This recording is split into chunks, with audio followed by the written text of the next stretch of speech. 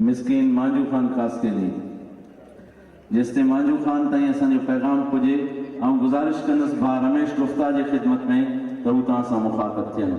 असांजो नौजवान minority issues जो एडिटर ऐं मुंहिंजो शागिर्द बि आहे, मुंहिंजे तंज़ीम जो सदर बि रहियो आहे साईं, ऐं तमामु मुंहिंजो साथी आहे, इंतिहाई हर सदाईं असांजे प्रोग्रामनि में असांखे इज़त ॾींदो आयो आहे ऐं असां हुनजा शुक्रगुज़ार आहियूं। हुनजा ख़ूबसूरत ख़्याल ॿुधण वटां हूंदा आहिनि। तव्हांजी नज़र मोहतरम रमेश गुप्ता साहब। महिरबानी मुंहिंजा क़ाबिल उस्ताद शेख अब्दुल्ला कोस्तानी साहब,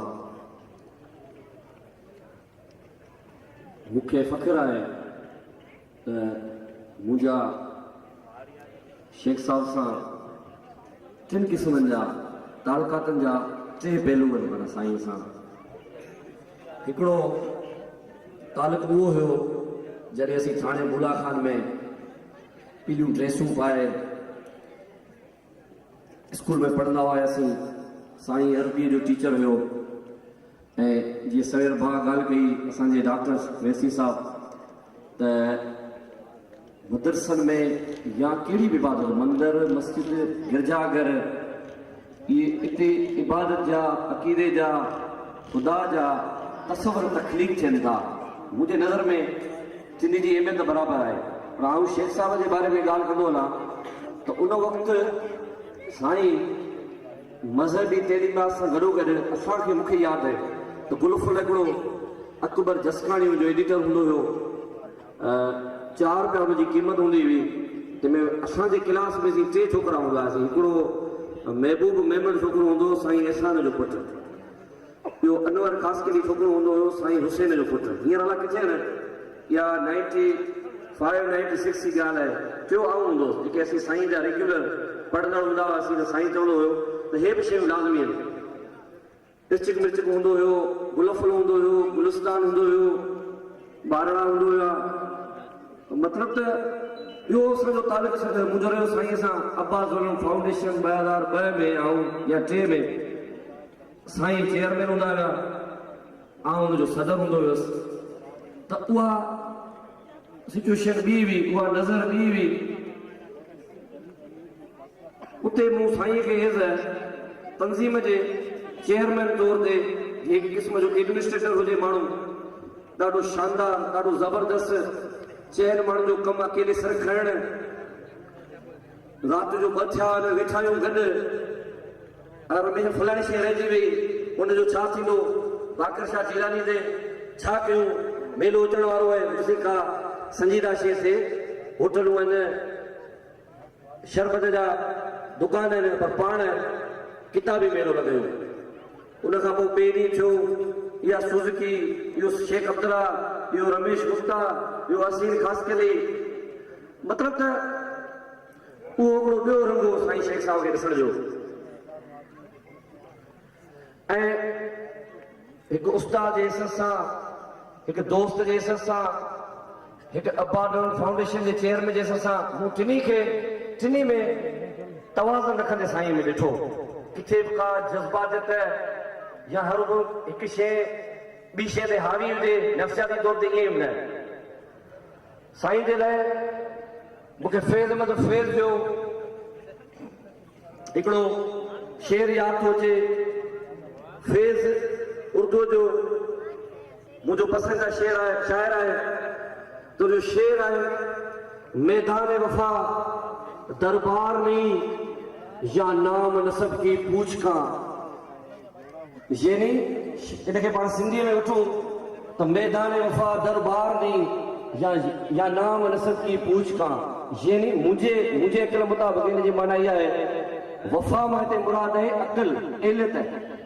तो को भी मानू हसब नसब का आला थी करे किथे भी को अजीम मानू पैदा थी सके तो उन लाज़मी न है तो को शेख हुजे, खासकली हुजे, मेमन हुजे, दीवान हुजे। ये लतीफ़ साईं चयो आहे त दात न आहे ज़ात ते जो वहे सो लहे।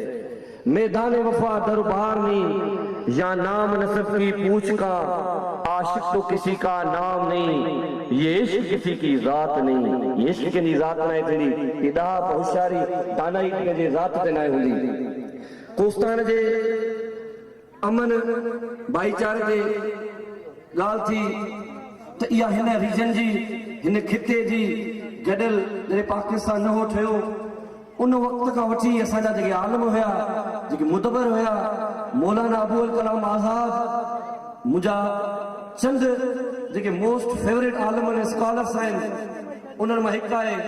उनजो जॾहिं मूं किताब पे पढ़ियो इंडिया विन्स फ्रीडम, जंहिंजे मुआद में मौलाना साहब लिखियो हो जॾहिं हिंदुस्तान जा पाकिस्तान जा आज़ाद न थियो, गॾियल हिंदुस्तान में सेकेंड वर्ल्ड वार जूं तयारियूं हुयूं, त मौलाना आज़ाद पंहिंजे किताब में लिखियो हो त आसमान मां जेकॾहिं को फ़रिश्तो लही अचे, उहो फ़रिश्तो जेकॾहिं चवे त मौलाना साहब जेकॾहिं आऊं तव्हांखे पाकिस्तान ऐं हिंदुस्तान जेकॾहिं आज़ाद कराए ॾियां त तव्हां हिंदू मुस्लिम इताद हथ खणंदो, त मौलाना साहब चयो त मूंखे उहा आज़ादी न खपे जेका हिंदू ऐं मुस्लिम निफ़ाक़ जे बुनियाद ते मिले, छाकाणि त जेकॾहिं हिंदू मुस्लिम निफ़ाक़ वधियो,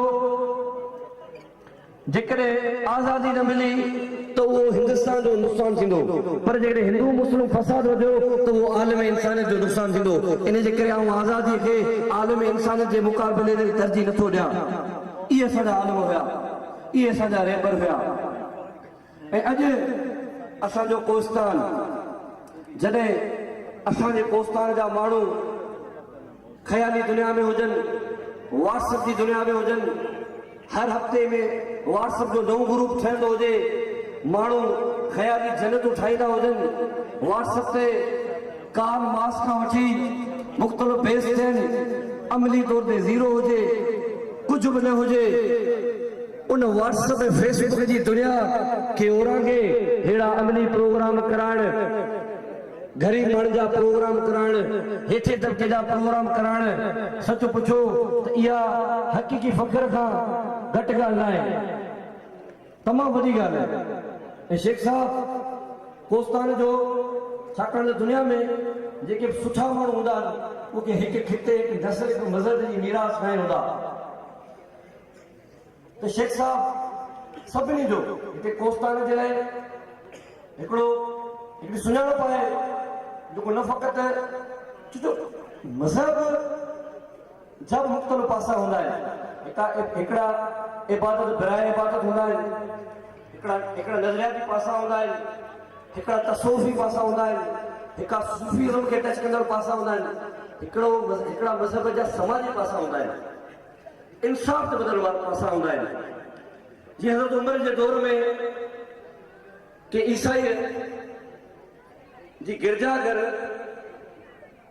मींहुं वसण जे करे ढही पई, त हज़रत उमर हुकुम कयो त बैतुल माल मां उन ईसाईअ जी गिरजाघर खे पीर ते मिल कयो वञे। इहो मज़हब जो इंसाफ़ वारो पासो आहे।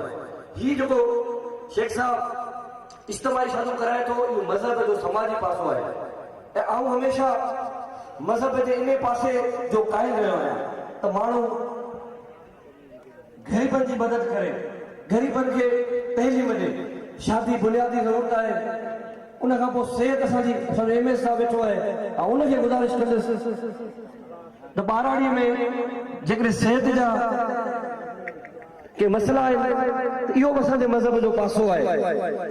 हिते उस्ताद वेठल आहिनि, जेकॾहिं थाणे भूला खान खां अलावा आरफ खान, तोंग, करचा, इहे सरीअ में जेकॾहिं ॿारनि खे तइलीम सही नथी मिले त इहो बि मज़हब जो पासो आहे। छाकाणि त पैगंबर इस्लाम चयो आहे, इल्म जे लाइ जेकॾहिं तव्हांखे चीन वञिणो पए, चीन मां मुराद इहा न त पढ़े त वाक़ई चीन वञो, चीन मां मुराद आहे त केतिरा कुशाला कढणा पवनि, केतिरियूं तकलीफ़ूं तव्हांखे बर्दाश्त करणियूं पवनि, इल्म ते समझोतो न कयो। पंहिंजे घर वार खां जुदा थियो, आरज़ी तौर तव्हांखे जेकॾहिं पंहिंजे वतन, पंहिंजे देश मां वञिणो पए, ॿिए हंधि तव्हां क़ुर्बानी ॾियो,